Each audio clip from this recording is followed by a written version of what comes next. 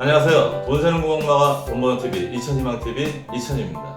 정치인이나 마케팅을 하시는 분들 그리고 뭔가를 판매하시는 분들은 사람의 심리에 대해서 많이 연구합니다. 유권자나 아니면 소비자의 마음을 흔들어 그들의 목적을 달성하기도 합니다. 자칫 우리가 그들의 심리적인 공격에 휘말린다면 우리는 잘못된 정치인을 뽑아서 두고두고 후회할 수도 있고 잘못된 상품을 구입해서 소중한 돈을 낭비할 수도 있습니다. 오늘은 그런 이야기를 해보겠습니다. 보통 대통령 선거나 국회의원 선거가 끝난 다음에 정치평론가들이 이런 얘기를 합니다. 어떤 후보는 프레임을 잘 짜서 이번 선거에서 이겼고 어떤 후보들은 프레임을 잘못 짜서 이번 선거에서 졌다고 논평을 합니다. 그러면 그 프레임이 뭘까요? 보통 우리가 프레이밍 효과라고 얘기하는데요. 사람들은 흔히 단어나 관점이 달라지는 것에 따라 사건을 보는 시각과 느낌을 다르게 받아들이는데 정보를 제시하는 방법에 따라 의미가 달라지는 것을 프레이밍 효과라고 말합니다. 소비자 입장에서 한번 이 효과가 어떻게 작용되는지 말씀을 드리겠습니다. 보통 이런 얘기가 있습니다. 보장성 보험료로 수입의 몇 프로가 적당하다. 사실 이 단어 자체가 프레임입니다.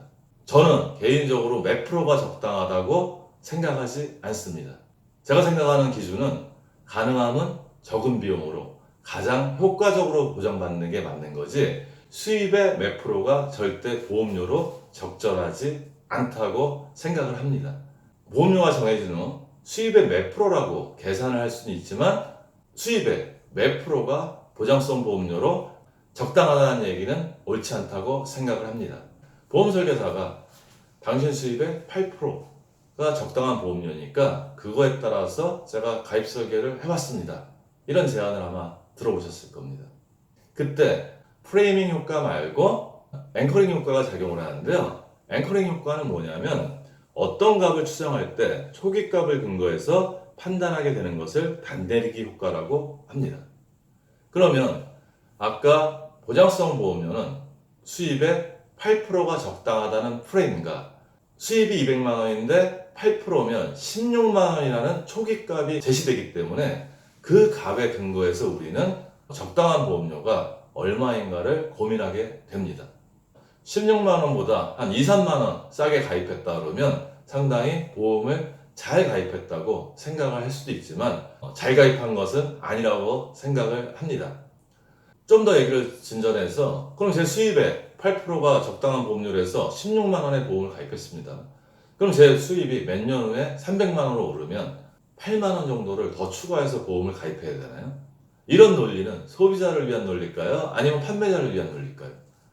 그 사람만 잘 관리하면 월급이 300만 원 올라갔을 때 추가적으로 보험을 더 가입시킬 수도 있을 겁니다.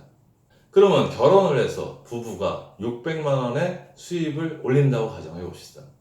그럼 8%를 계산하면 48만 원이 되는데 부부의 보장성 보험료로 48만 원 내야 할까요? 특히 여자는 남자보다 보험료가 싼 편이고요. 어떻게 보면 가장 비싼 보험료인 사망보험료는 경제적 가정인 남성보다 여성에게 적게 필요합니다. 또 몇 년 후에 아기를 낳았다고 가정합시다. 그럼 보험료를 한 3, 4만 원 또 추가를 해야 되는데 그러면 8%를 초과하게 되지 않습니까? 뭔가 잘못된 것 같죠? 아기를 키우다가 아내분이 아이 키우는데 전념하기 위해서 직장을 그만뒀는데 그때는 외벌이 수입으로 전환돼서 가계의 소득이 300만 원으로 줄었다고 생각을 합시다. 그러면 8%를 마친다면 24만 원이 되니까 추가로 가입했던 보험을 다 해지해야 될까요? 이것도 뭔가 잘못된 이야기라고 생각을 합니다. 소비자 입장에서는 수입의 몇 프로가 보험료로 적당한가라는 프레임이 걸린 질문을 받을 필요도 없고요. 내 수입의 몇 프로가 보험료로 적당한 거냐고 거꾸로 걸려드는 질문을 할 필요도 없다고 생각을 합니다. 그렇게 묻는 순간 판매자는 내가 프레임을 제시하기도 전에 상대방이 프레임에 대해서 질문해 줬으니까 얼마나 속으로 기분 좋겠습니까? 또 우리가 집을 살 때도 부동산 전문가들이 이런 얘기를 합니다. 집값의 40% 이내로 대출을 유지해야지 위험하지 않다. 이런 이야기도 어떻게 보면 적절치 않다고 생각을 합니다. 제가 2억짜리 집을 살 때 40%면 8천만 원인데 제 수익과 지출을 고려할 때 그 정도는 부담할 수 있을 거니까 그 전문가가 하는 얘기가 맞을 수 있습니다.